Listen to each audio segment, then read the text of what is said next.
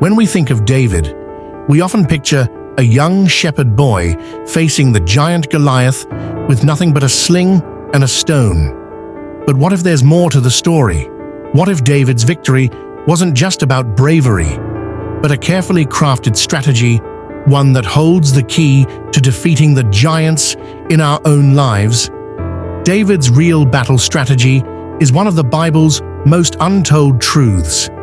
It's not just a story of a miraculous victory, it's a blueprint for how we can face challenges that seem impossible to overcome. And here's the twist. This strategy wasn't learned in a palace or on a battlefield. It was forged in the wilderness, in moments of solitude, struggle, and preparation that seemed insignificant at the time. Today, we're diving deep into David's real battle strategy, the untold truth behind his victory over Goliath. By the end of this video, you'll discover the principles that can help you face and defeat your own giants, no matter how insurmountable they seem. Preparation happens in the wilderness. David didn't wake up one day and decide to fight a giant. His victory over Goliath was not a moment of spontaneous courage, but the culmination of years spent in preparation that at first glance might have seemed ordinary or even accidental. David was a shepherd, tending to his father's sheep in the hills of Bethlehem. Day after day, he faced the harsh realities of wilderness life, extreme weather, isolation, and the constant threat of predators. But instead of seeing these moments as mere routine, David embraced them as opportunities to grow. When lions and bears came to attack his flock, he didn't run or hide. He faced them head-on, armed with nothing but his sling, his staff, and his faith in God. Your servant has been keeping his father's sheep.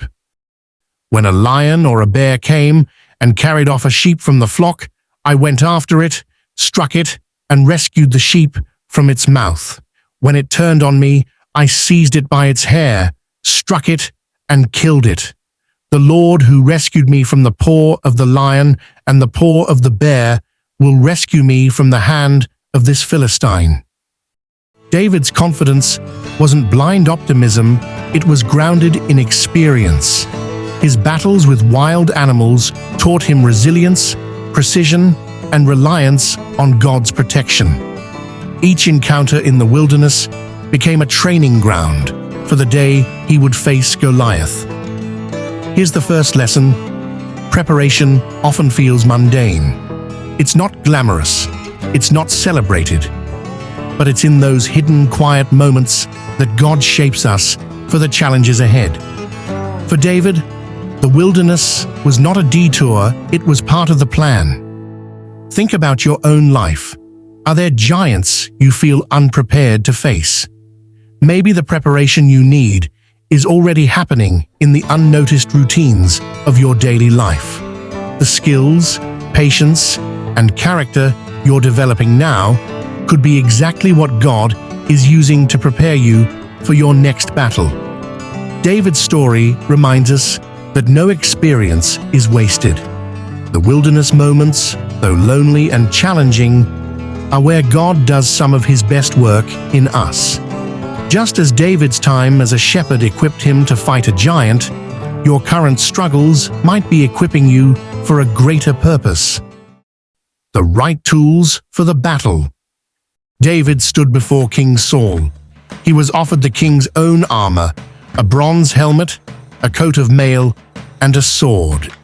It was the finest gear available, the kind of protection any soldier would have envied. But David did something unexpected. He refused it. "I cannot go in these," he said to Saul, "because I am not used to them." So he took them off. David understood something profound. Victory doesn't come from using tools that don't fit you. The armor, impressive as it was, wasn't designed for him. It weighed him down and restricted his movement. Instead, David chose tools he knew: his sling, his staff, and 5 smooth stones from a nearby stream. simple tools, but ones he had mastered through years of practice. This is the second lesson. Success in any battle, whether it's against giants, challenges, or fears, requires us to embrace what works for us, not what works for someone else. David didn't need Saul's armor to win. He needed to trust the skills and tools that had brought him this far. How often do we feel pressured to conform to someone else's way of doing things, to take on responsibilities, methods, or even personalities that don't align with who we are? David's choice to use his sling instead of Saul's sword is a powerful reminder that we're most effective when we embrace our unique gifts and abilities. But notice this: David's choice wasn't about rejecting preparation or effort. The sling wasn't just a random object. It was a weapon he had practiced with for years in the wilderness. His mastery of the sling allowed him to face Goliath with precision and confidence. So, what are the tools that God has placed in your hands? Maybe it's a skill, a talent, or a resource you've overlooked. Just like David, your victory might not come from the flashy or expected solution, but from the unique abilities you've been refining all along. David reminds us that it's not the size of your weapon, but the strength of your preparation and the wisdom to use what fits you best. When you embrace your God-given tools, you're equipped to face even the greatest giants. Faith in action. When David stepped onto the battlefield, he wasn't just armed with a sling and stone, he was armed with an unshakable trust in God. As Goliath mocked him and the armies of Israel cowered in fear, David stood firm, declaring that the battle wasn't his to fight alone, it belonged to God. You come against me with sword and spear and javelin, but I come against you in the name of the Lord Almighty, the God of the armies of Israel, whom you have defied. This day the Lord will deliver you into my hands, and he'll strike you down and cut off your head. All those gathered here will know that it is not by sword or spear that the Lord saves, for the battle is the Lord's, and he will give all of you into our hands. David's confidence wasn't reckless, it was rooted in his faith. He knew that victory didn't depend on his strength or skill alone, but on God's power to deliver. This bold declaration of trust became the turning point, not just in the battle, but in the hearts of those who witnessed it. This is the third lesson. Faith is not about waiting for the perfect conditions or the absence of fear. It's about stepping forward, trusting that God will be with you even when the odds seem impossible. David didn't hesitate because he believed that God's strength would make up for his own weaknesses. What challenges in your life feel like Goliath? Are there moments where fear or doubt keep you from moving forward? David's story teaches us that faith isn't the absence of fear, it's the choice to act despite it, trusting that God will provide the strength and resources you need. David's boldness was grounded in experience. He had seen God's faithfulness in the past, protecting him from lions and bears, and this gave him the confidence to trust God once again. Faith grows when we remember how God has already worked in our lives. Hai ragione, devo fare attenzione a non ripetere lo stesso errore.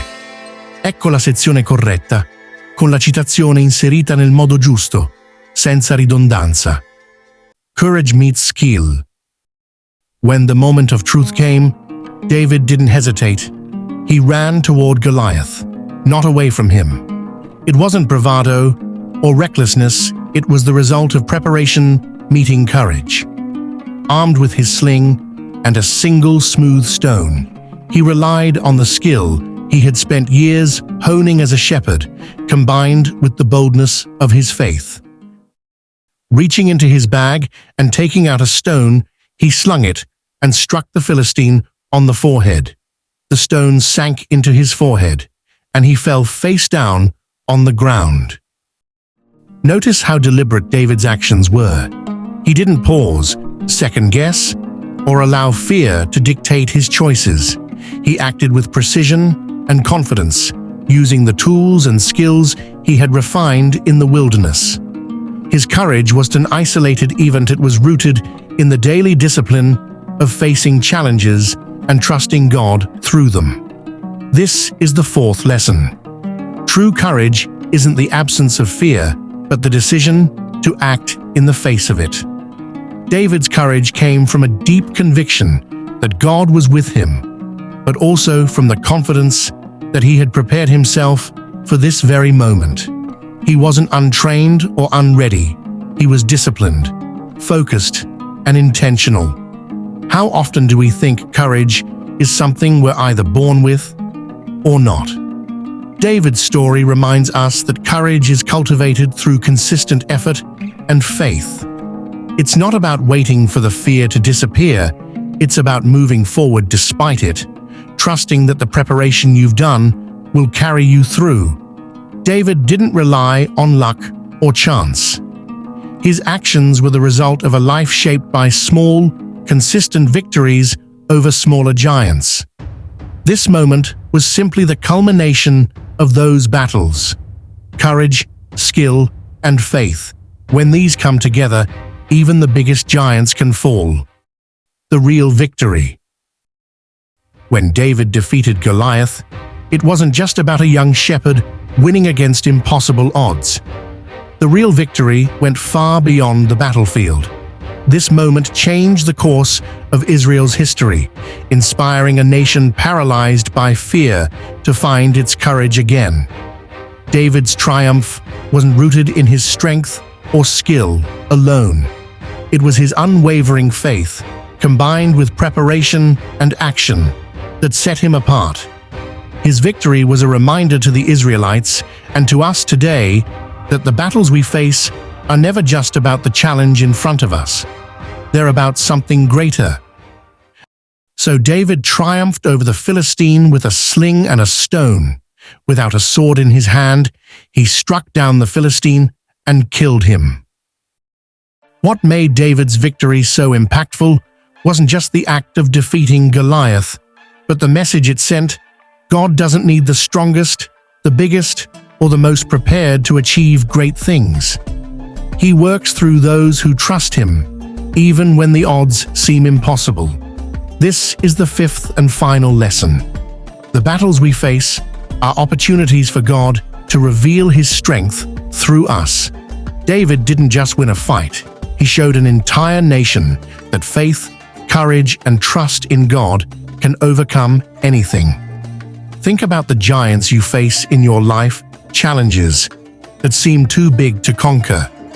Like David, we're called to approach them not with fear, but with faith, knowing that the true victory doesn't depend on our strength alone, but on God's power working through us.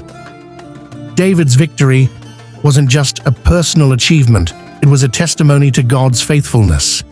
It's a reminder that when we step out in faith, prepared and trusting in Him, we can inspire others to do the same.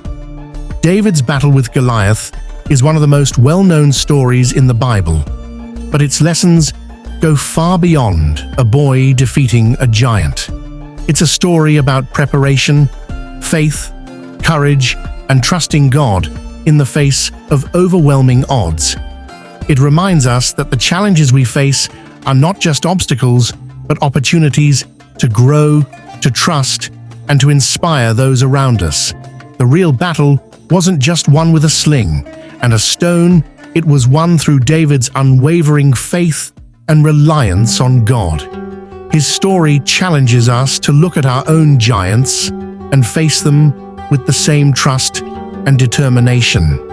We'll continue exploring timeless lessons from the Bible, uncovering truths that inspire us to live with faith, purpose, and connection. Thank you for joining us on this journey.